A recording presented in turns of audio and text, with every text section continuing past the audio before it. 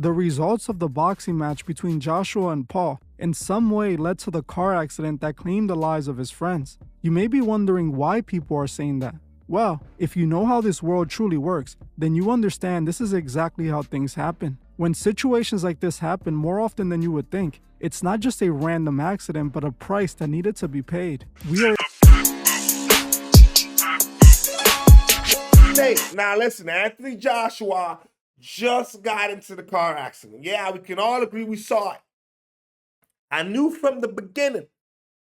I said, yo, this does not add up. 10 days after the fight. So now my partner at the motherfucking truth is, I knew he was going to do it. I knew if anybody going to get down to the truth, it was my nigga right here. And we got the truth. We are able to determine if this situation is one of those situations by searching for tells and signs. Usually when these rituals happen, they are played out in symbolism and numerology, all of which this boxing match seems to show. Let's take a closer look at the boxing match so you can see what I mean. The boxing match between Jake Paul and Anthony Joshua took place on December 19th. It was a massive fight with reports of over 33 million viewers. Anthony won the fight when he knocked out Jake, breaking his jaw during the 6th round. After Anthony won the fight, it was reported that he was paid $93 million for the fight. Now, for those of you who have been watching me for years, you might have already picked up on some rather interesting details. Details that are clearly connected to occult numerology. First, there was a total of exactly 33 million viewers. Exactly 33, what a coincidence. We all know the importance of the number 33 in the world of the occult, especially its significance in Masonry. In the secret organization, the number 33 represents ascension, reaching enlightenment, and becoming gods on earth. It is the highest degree in the Scottish Rite sector of Masonry. To become a 33rd degree Mason, you have to be invited after making it to the 32nd degree. You can't just join because you made it to the 32nd degree. You have to be chosen.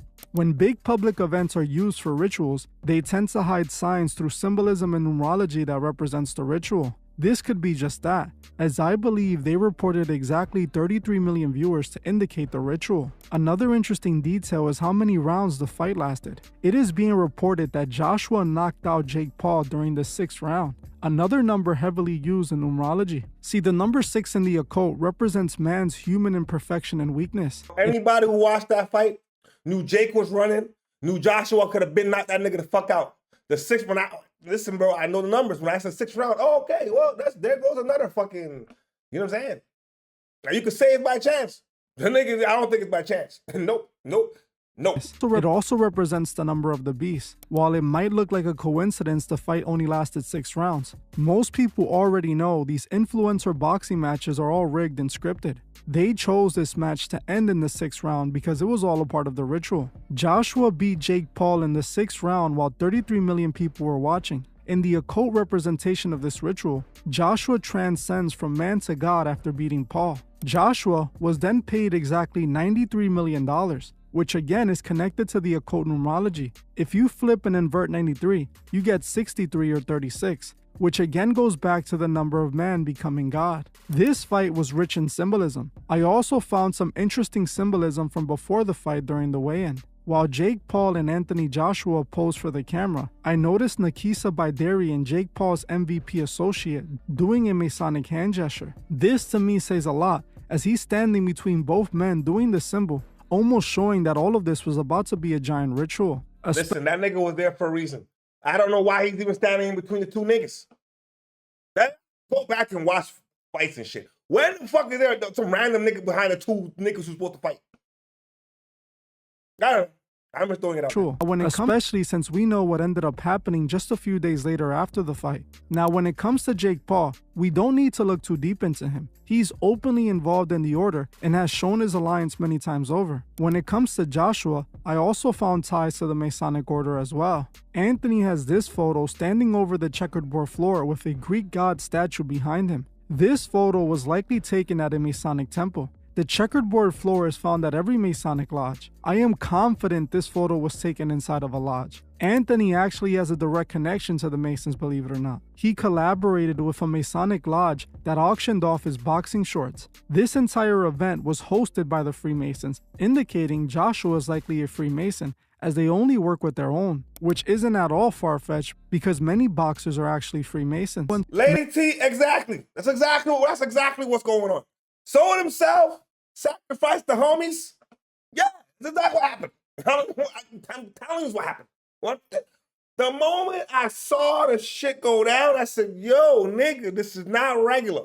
It wasn't by chance. Many boxing legends were open Masons. People like Manny Pacquiao revealed his Masonic affiliation publicly. He has photos inside of a Masonic lodge that he posted online. So considering that Anthony Joshua is likely a Mason, it's not hard to believe he might be in the middle of an occult ritual, which leads us to the day of the crash. Joshua was involved in a serious car crash in Nigeria on Monday, December 29, 2025, that tragically resulted in the death of two of his close friends and team members, Sina Ghami and Latif.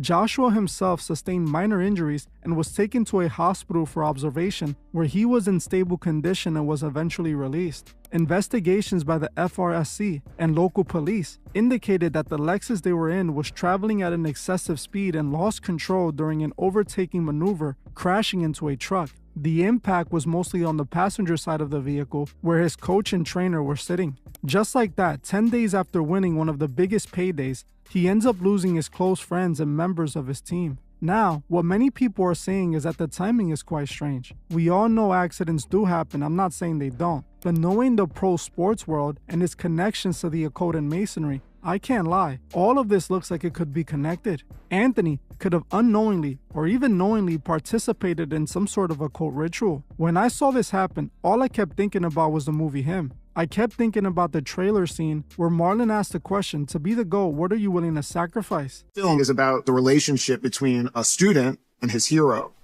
Him means the GOAT. The greatest of all time. Legend, man. The one person who deserves respect among all, and this film begs the question, To be a star, what are you willing to sacrifice? sacrifice? Isaiah is trying to teach Cam, you need to make these sacrifices to be the GOAT. It's for greatness.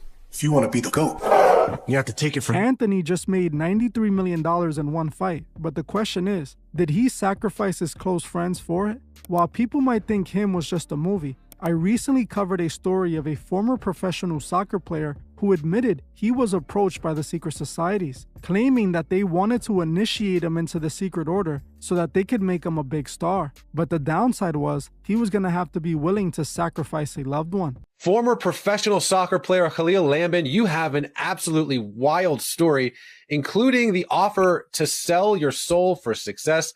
Tell us about it. Till the day I reached the UK. And in the UK, I was offered by a journalist who in the beginning, I was not aware that he was part of this. So he basically said, let's have a interview about you. You've been in Thailand, you've been in Qatar, you've been all over the place as a young player. So the fans want to know more about you. So obviously I was naive and I said yes. And a couple of weeks later, I got some time. We went to a coffee place. And as I arrived, brother, he looked me straight in the eyes and he told me that I'm not a journalist. I'm like, if you are an agent, I already got a football agent. If you are from another team, I don't want to move from my actual team. I'm fine where I am. But then he said, no, we rule this world. We rule the sport industry. We rule the finance industry. We rule the music industry. And if you want to be part of the elite in your sport, you have to join the elite. So I was like, whew, bro, that was like tough because for me, my hard work will be what will help me to step up. But bro, all my dream came down. I was like, in front of him, he's looking in my eyes and he's telling me that. So obviously my first reaction was fear. But bear in mind, I was not Christian. I was not working with Christ and I was still Muslim and he's offering me this.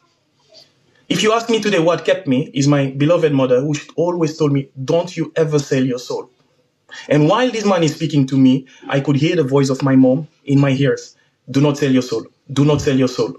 But then I asked him this question, what do I have to do to be part of the elite? He said, there is nothing physical. I will give you an address. You come at such and such time, and we will initiate you. I was like, whew.